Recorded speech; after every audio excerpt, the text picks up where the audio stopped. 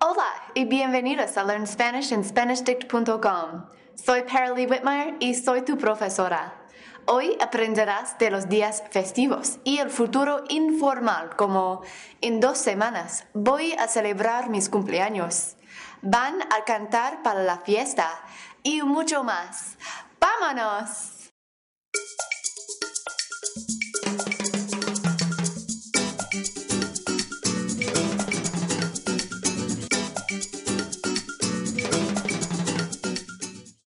So, you already know how to talk about what you do on a regular basis and how to describe what a person is doing at a certain moment. But one of the most common things that you will have to talk about when you go to a new country is what you are going to do, especially if holidays are involved. There are so many holidays that we share with Spanish-speaking countries, but there are also tons of other holidays too. Another perk of learning a new language is that you get to have more holidays to celebrate. So when you're in a new country, make sure you check out the calendar to see if there will be any holidays, or you can just talk to someone.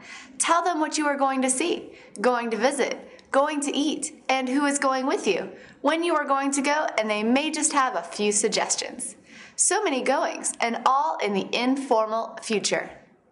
The informal future is used mostly in conversational Spanish to express future actions without being so formal. It is formed by combining a conjugated form of the verb ir, which you should already know, the preposition a, and any infinitive you can think of. And if you can guess from all the questions earlier, it loosely translates to mean something is going to do something. Por ejemplo, para el Día de San Valentín, voy a comer en un restaurante con mi novio. On Valentine's Day, I am going to eat in a restaurant with my boyfriend. Voy a comer en un restaurante con mi novio. Can you find the informal future? It's 3 separate words. It always starts with the form of ir in the simple present, so that's voy.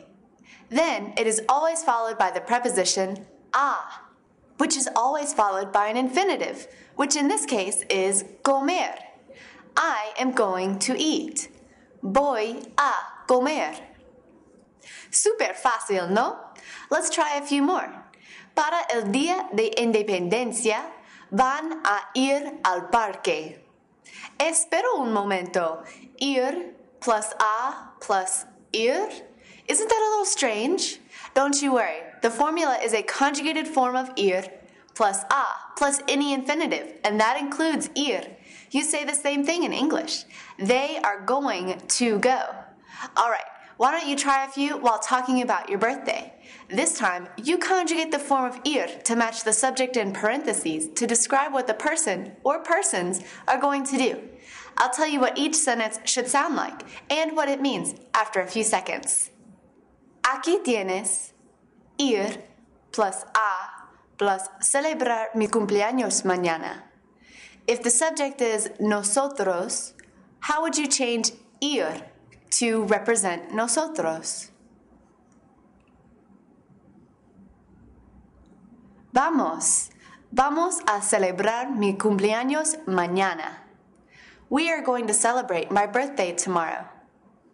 Siguiente.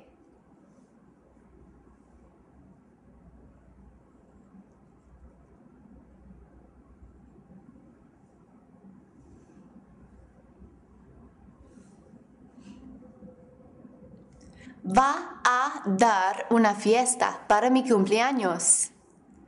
My mom is going to give a party for my birthday.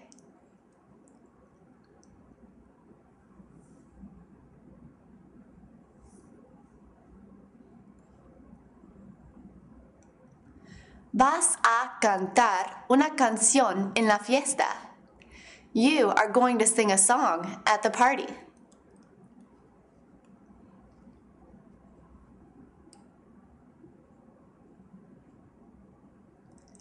Van a bailar mucho. They're going to dance a lot.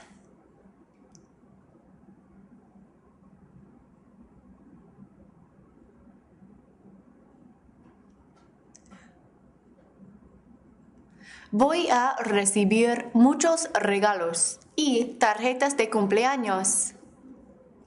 ¿Recuerdas las conjugaciones de ir? Espero que sí. Ahora, some fun information on different holidays throughout the Spanish-speaking world. Don't worry, we're not done with the grammar yet. I'm going to ask you about each tradition, but sit back and relax while you learn about some of the neat things that go on in the world you are learning about. Para la Noche Vieja, or New Year's Eve in España, it is traditional to eat 12 grapes, one per second, during the countdown to the new year. Each grape stands for luck in the coming 12 months. It is also said to be good luck to wear red underwear. Now, complete the sentence with the correct conjugation of ir to tell me that they are going to eat 12 grapes for New Year's Eve. And say the whole phrase out loud.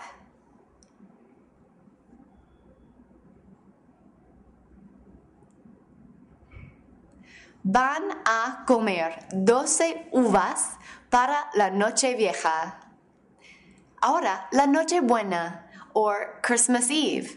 Many Spanish-speaking countries are predominantly Catholic, and for this reason, many Spanish speakers go to a midnight mass or church service. Y para la Navidad, or Christmas, there is usually an exchange of gifts as well as lots of delicious traditional food and family time. What are many Spanish speakers going to do on Christmas Eve?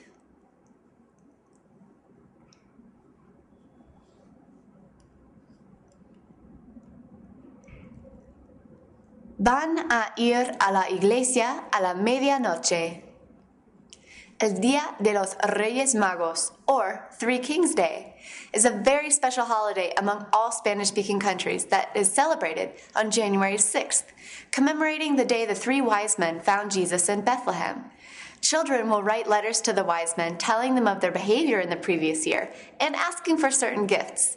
On January 5th, the children will place their shoes outside their doors, filling them with grass and straw for the camels of the three kings. When they wake up in the morning, all the grass is gone, and the shoes are filled with small candies and gifts. What are the children going to do for Three Kings Day?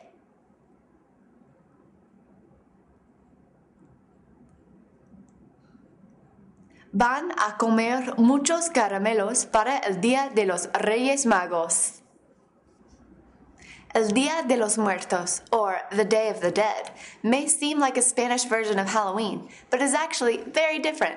El Día de los Muertos is actually a 2-day affair, November 1st for children who have passed away, and November 2nd for adults, and it is celebrated all over the world. In Mexico, families celebrate the memories of their family members who have died by cleaning up cemeteries, placing fresh marigold flowers, toys, poems, stories, and other trinkets on the graves. Blankets, pillows, and food and drink are set out for the spirits of the dead to help them on their long journey to the afterlife. What are you going to do on the Day of the Dead?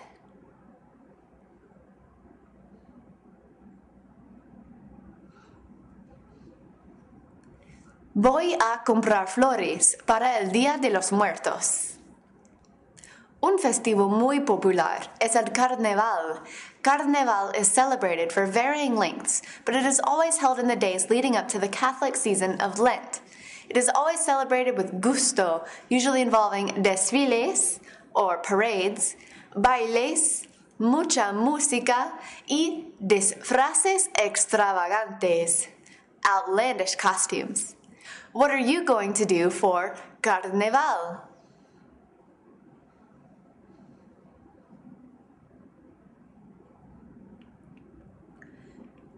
Voy a bailar la samba en el desfile para el carnaval. The last week of Lent is called La Semana Santa. This week is celebrated as a preparation for Easter, or Pascua. It is celebrated differently in every country, but a lot of time is spent in Mass in the Catholic Church.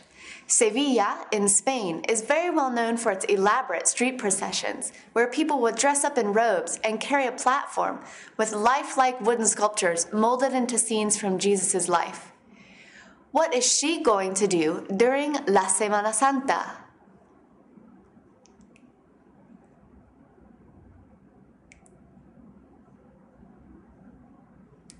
Va a ir a la iglesia. Y finalmente, tenemos las fallas. In Valencia, España, in the middle of March, each neighborhood builds giant statues out of cardboard, wood, and plaster called ninos. They are frequently satirical representations of celebrities, politicians, or current events. On the last of the 5 nights, on March 19th, which is called La Crema, after everyone votes on the best ninot, the pageants have been decided, the bullfights won, the ninots are stuffed with fuegos artificiales, or fireworks, and set on fuego, fire. What are you going to do at Las Fallas?